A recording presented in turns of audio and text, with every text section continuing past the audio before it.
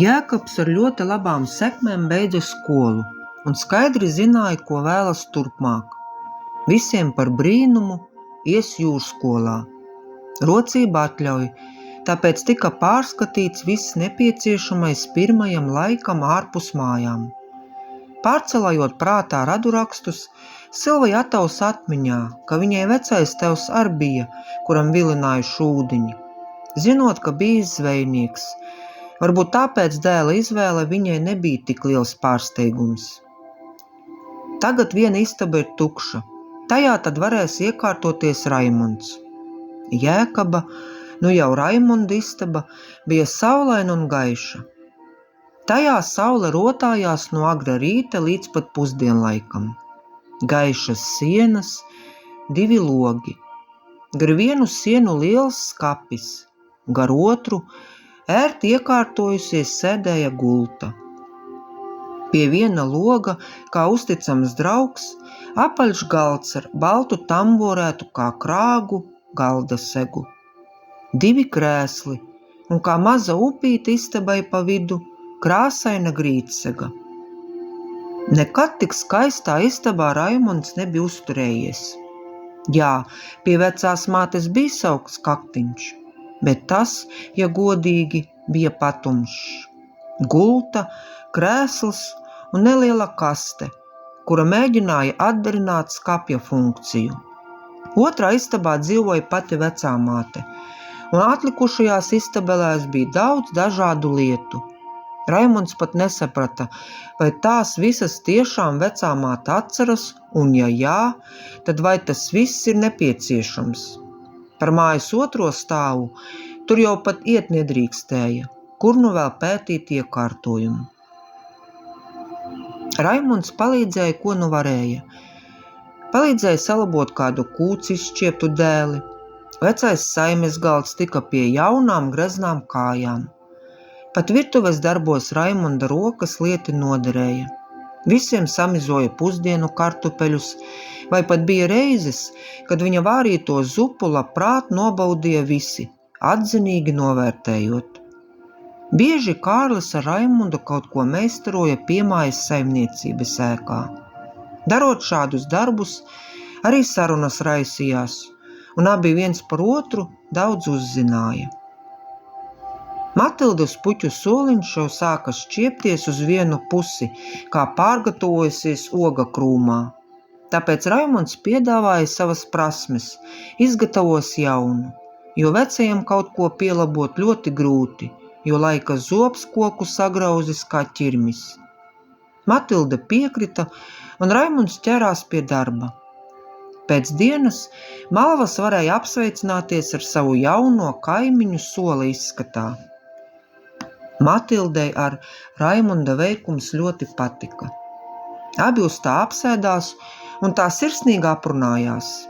Raimonds vēlreiz pateicās par visu, gan par jauko uzņemšanu, gan par tām sajūtām, kuras ir meklējis visu mūžu, mājas siltums un ģimene. Matilda Raimondu noglāstīja un neteica neko. Rudolfs apmeklēja pagasta skolu. Ja bija iespējams, tad no lauku darbiem izvairījās, jo tie viņam galīgi negāja pie sirds. Labprātāk palaiskoties, palasīja kādu grāmatu, bet par visu vairāk viņam vilināja pilsētas dzīve.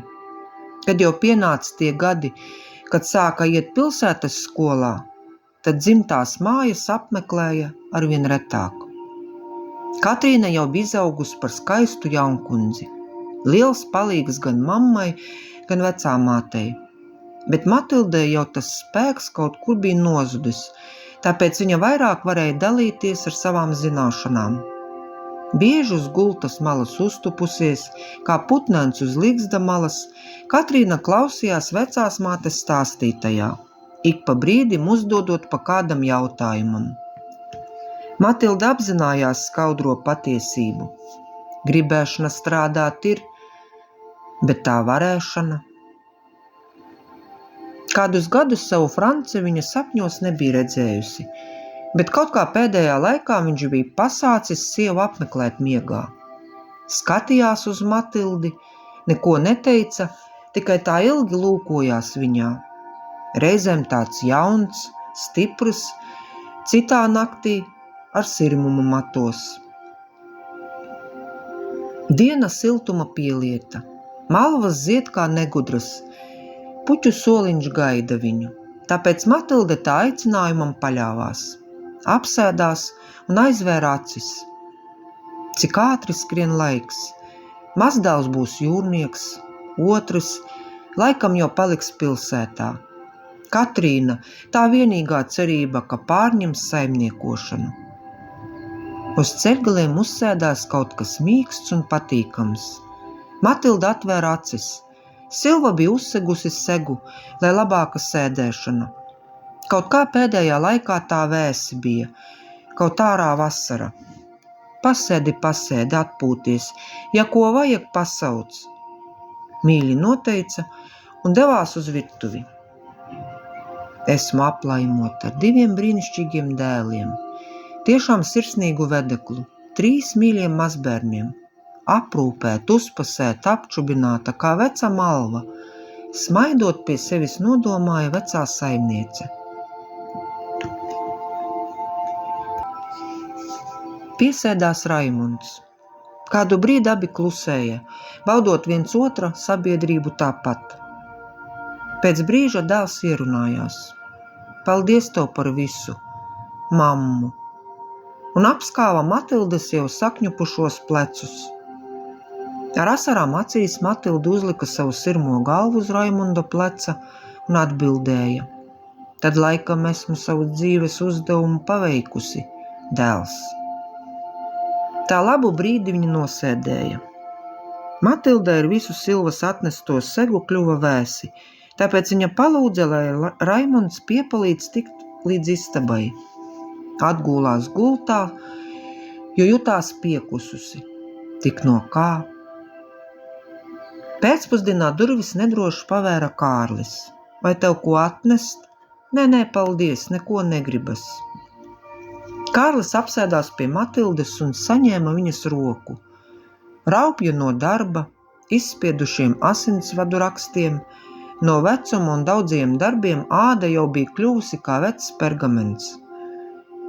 Mīlu tevi, veroties dēlā, teica Matilde. Kārlis, kā atbildot, noskūpstīja viņas roku, pēc tam pieliekot to sev pie pieres. Vēl brīdi pasēdēja, un tad bija jādodas pie nepadarāmajiem saimniecības darbiem. Matilde palika viena. Sajūta tāda dīvaina, it kā pirms tāla ceļa. Miegs vēl negaidot vakaru, bija klāt un saimniece iemiga. Vakarpusē Silva atvēra durvis, jo gribēja aicināt vīramāti vakariņās, bet redzēja, cik saldi viņa guļ, tad nolēma nemodināt. Matilde atkal sapnī satika savu Franci. Viņš šoreiz nāca viņai tuvāk, tāds smaidīgs, apmierināts. Pašai par brīnumu kājās nebija tā noguruma, kurš pēdējā laikā visur sekoja līdzi.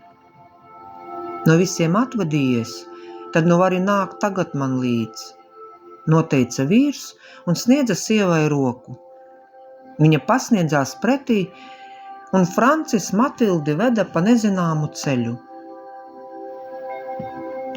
Malvas un puķu soliņš noskatījās, kā Matildi pavada pēdējā gaitā.